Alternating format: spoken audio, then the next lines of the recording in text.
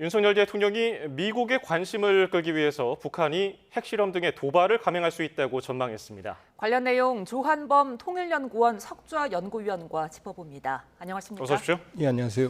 예, 윤석열 대통령이 이제 동남아 순방에 앞서서 외신과 인터뷰를 했는데 거기서 이제 나온 내용입니다. 북한의 핵실험 또 대륙간 탄도미사일 ICBM 발사 가능성을 언급했는데 국정원이 사실 관련 비슷한 내용을 발표한 바가 있잖아요. 그 맥락을 같이 한다고 봐야 될까요? 그렇죠. 이제 일단 북한이 미국 대선 전까지는 특별하게 고강도 ICBM 발사나 핵실험할 가능성이 희박해요. 왜냐하면 대선 결과에 따라서 미국 북미 협상을 지금 기대하고 있거든요. 예. 근데 지금 핵실험 ICBM 얘기가 나오는 게 하나는 이제 기술적이고 하나는 정치적 차원인데 기술적으로는 북한은 ICBM 기술이 아직 없어요. 정상각도 발사도 안 했고 재임도 못 해봤기 때문에 그 기술을 확보하기 위해서는 연속해서 쏴봐야 되거든요. 예. 여지가 남아있죠. 그리고 핵실험 가능성은 북한이 2006년부터 17년까지 6번 했거든요. 기본적으로 할 건 다 했어요. 그러니까 핵폭발, 위력 증강, 소형화, 경량화, 수소폭탄, 탄두, ICBM 6번 다 했거든요.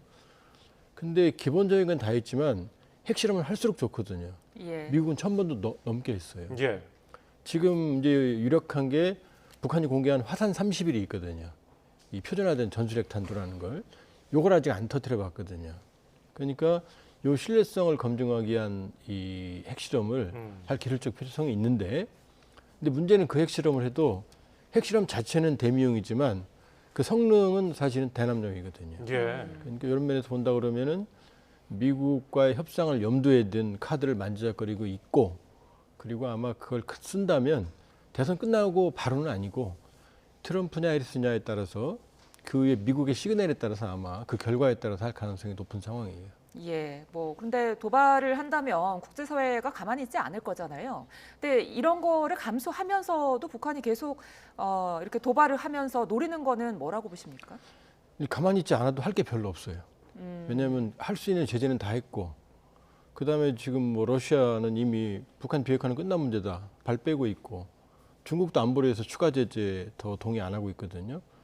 우리와 지금 미국이나 국제사회가 하는 거는 북한에게 크게 아프질 않아요. 그러니까 북한은 이미 선을 넘었어요. 예. 그러니까 제재로서는 추가적으로 할 건 별로 없는 거고 북한이 본다 그러면은 지금 이제 브레이크가 없는 상황이에요. 근데 이제 문제는 다만 핵실험 같은 고강도의 도발은 이건 국제 핵실수와 연관이 되고 중국도 상당히 부담스럽거든요. 예. 그러니까 또 핵실험을 했을 때 미국이 어떻게 나올지 그 불확실성이 있기 때문에 지금 머뭇거리고 있는 거지 제재만으로는 아마 그 한계가 있어요.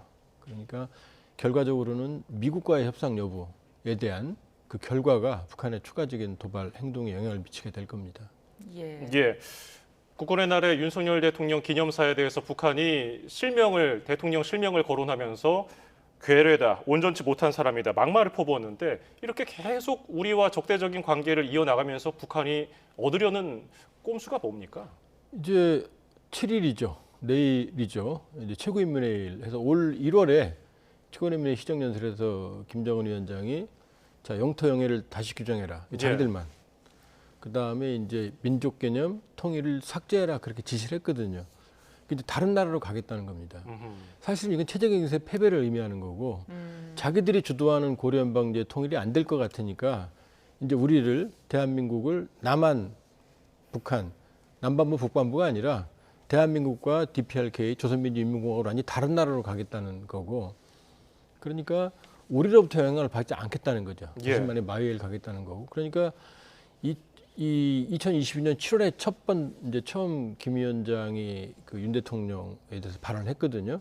집권 전후 발언을 다 알고 있다. 그때는 윤 대통령 그 뒤에 수식어가 없었어요. 근데 지금 괴뢰가 붙었거든요.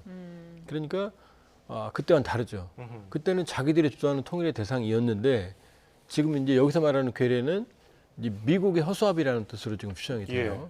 그러니까 자기들과 완전히 다른 체제이기 때문에 완전히 다른 길을 가겠다라고 계속 그 상황을 굳히고 있는 거죠.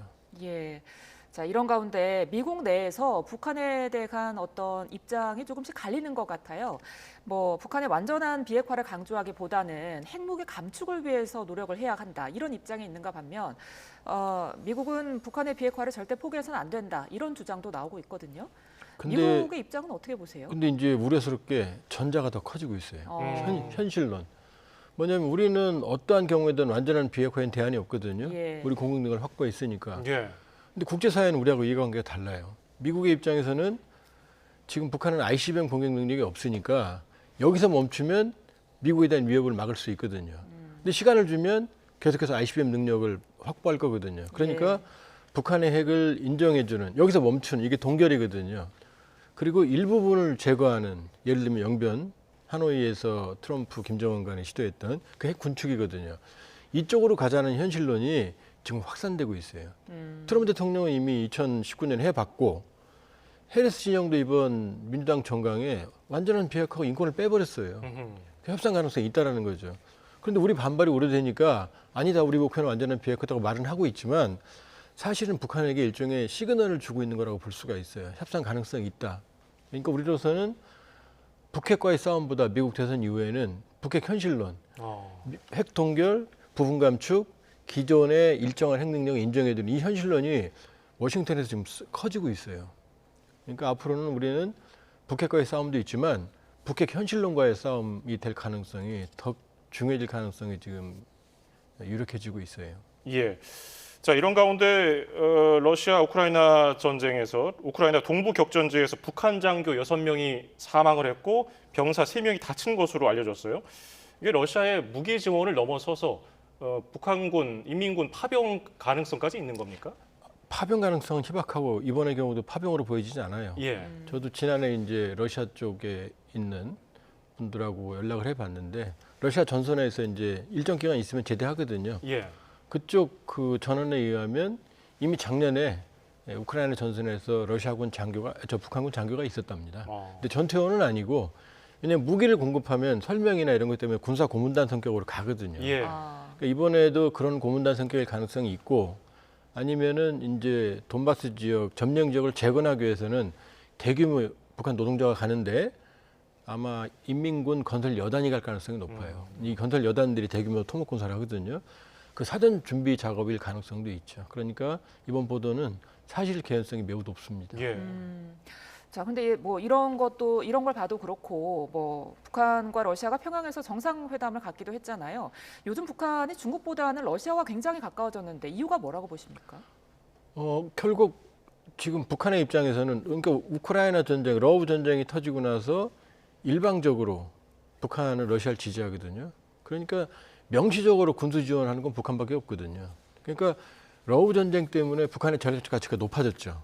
그러니까 중국에게 일방적으로 의존하다가 러시아라는 출구를 찾게 되니까 북러 관계가 급속히 밀착된 거고 상대적으로 중국은 북한에 대한 영향력이 축소되니까 이제 양국 관계가 삐걱거리는 거죠. 이제 결정적으로 그동안 북중 동맹 조약은 살아 있거든요. 북한 유사시에 중국군만 북한에 들어갈 수 있었는데 이번 6월에 북러 신조약으로 러시아도 들어올 수 있게 돼 있거든요. 그러니까 이게 이제 결정적으로 중국의 심기를 건드린 거죠. 왜냐하면 예. 유사시에 북한에 대한 영향력을 확보하거나 북한에 진주하거나 위성국을 만드는 게 중국의 목표인데 이제 러시아 때문에 그게 막혔거든요. 예. 그렇기 때문에 상당히 큰 그 양측 간의 갈등이 있고 따라서 지금 북중 갈등은 하루아침에 해결되기 어려운 상황이다 이렇게 볼 수 있어요. 예. 자, 이런 가운데 북한이 우리 국회에 해당하는 최고인민회의를 내일 여는데요. 여기에서 통일 관련 조항을 없앨 것인가 여기가 가장 관심이거든요. 이게 실제로 실행이 될까요? 거의 기정사실로 봐야죠. 예. 왜냐하면 이미 지시를 내렸고 김 위원장이 영토 재규정, 그다음에 통일, 민족개념 삭제, 그리고 그게 계속 삭제해 왔어요. 뭐 통일 거리역도 지워버리고 조국동 3대 원장 그런 기념탑도 제거해버리고 소리 소문 없이 애국가에서 삼천리 금상도 지워버리고 다 해버렸거든요. 예. 남은 건 헌법 개정이거든요. 이미 4월이나 5월에 했어야 되는데 지금까지 미뤄온 건 통일 민족 삭제는 아무리 김정은도 부담스럽거든요. 아버지 김정일, 할아버지 김일성이 유언이거든요. 아마 그 이데올로기적인 어떤 수정에 대해서 아마 골머리가 아팠을 거고 예. 아마 그 작업을 끝냈기 때문에 지금 이제 그 지시를 이행할 것 같은데 과연 전략적 모호성으로 애매하게 가느냐, 명시적으로 지시를 이행하고 가느냐 이제 그 차이인데 어쨌든 반영은 될 겁니다. 근데 이제 문제는 아무리 북한이어도 북한 주민들이 민족 통일 삭제 이건 못 받아들이거든요. 그다음에 북한만을 영토로 한다. 이거 받아들이기 어렵거든요.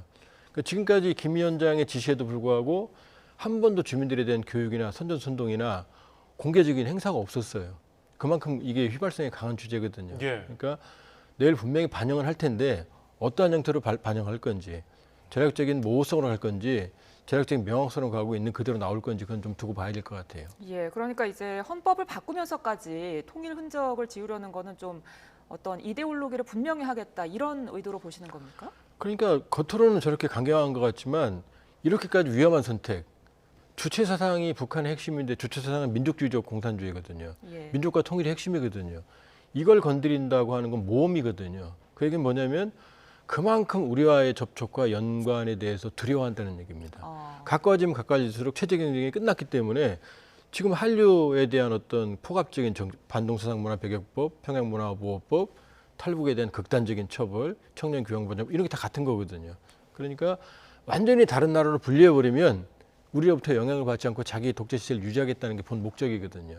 그러나 이건 기존의 북한 이데올로기와는 정면 충돌하는 거기 때문에 내일 만일에 최고인민회의에서 반영을 한다고 하더라도 그 후유증이 어떻게 날지는 아무도 몰라요. 어쩌면 독재 시대에 제일 무서운 게 이데올로기적인 혼돈이거든요. 예. 그러니까 본인이 집권한 것 자체가 할아버지 아버지의 후광 때문인데 할아버지 아버지의 유훈을 정면으로 거부하는 거거든요. 예. 그러니까 지금 단둥에 있는 사람들도 북한 사람들도 통일민족 삭제 물어보면 대답을 못 해요. 설명을 못 해요.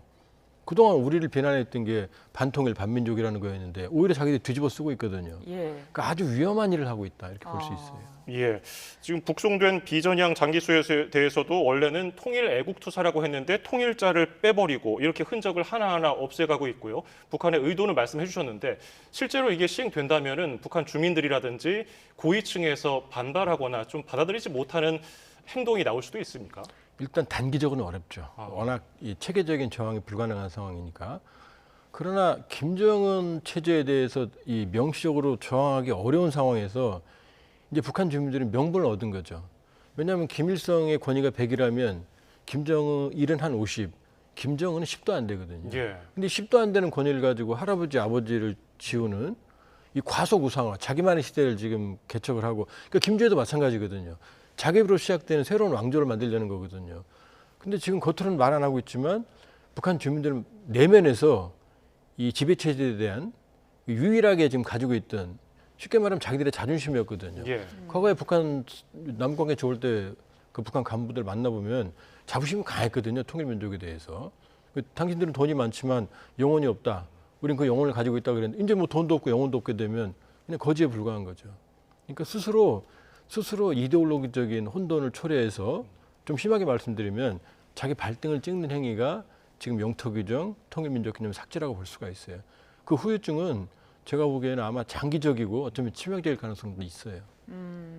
근데 이거를 뭐 북한 주민들이 쉽게 받아들이지 못한다고 하더라도 북한이 이 체제가 뭐 주민 3명만 모여도 그중에 1명은 감시하는 사람이 있다고 봐도 될 정도라고 하던데 뭐 어떻게 좀 주민들 반발로 이어질 수가 있을까요, 현실적으로? 루마니아 차우세스크 정권 같은 경우에는 거의 인구의 10%가 감시 요원이었어요. 도청장치가 뭐 서너 명마다 하나씩 있을 정 근데도 무너졌거든요. 예. 그러니까 독재 체제는 겉으로는 그러니까 국대 체제가 제일 중요한 게 공포거든요. 그다음에 강요되는 권위거든요. 그런데 이런 것들이 김정은 정권에 대한 어떤 권위를 송두리째 흔드는 거니까 우스워 보이죠. 내면적으로는. 과거에는 예를 들면은 어쨌든 민족이나 통일이나 이랬거든요. 우리가 어려운 건 분단 때문이다. 통일이 되니까 인민군 10년 근무해야 된다. 통일되면 모든 게 좋아진다. 그렇게 세뇌를 시켜왔는데 이제 그걸 송두리째 흔들어 버리니까 이제 존속될 명분이 없는 거죠. 그럼 김정은 정권이 왜 필요한지, 왜 권력을 승계했는지에 대한 설명이 안 되는 거죠.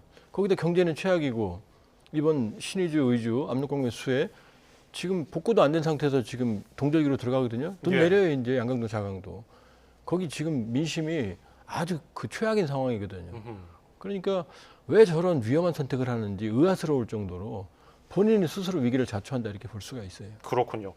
이런 가운데 김정은 위원장이 한 달 만에 포병 학교를 다시 찾았습니다. 졸업생들의 무기 실사격 현장을 공개했는데 이것 역시 영토, 영해, 영공 규정을 반영한 헌법 개정을 앞둔 행보로 볼 수 있습니까? 왜냐하면 이제 보통 본인들이 NLL 도발할 때 해군력이 없으니까 이 NLL 수역으로 포사격을 하거든요. 그러나 이건 지금 특수부대 계속 연이어 방문하고 그 행동의 일환으로 보여져요. 근데 사실은 우리 국군의 날 대규모 아주 압도적인 행사를 했기 때문에 북한의 고강도 도발을 저는 좀 우려했거든요. 물론 앞으로 좀 두고 봐야죠.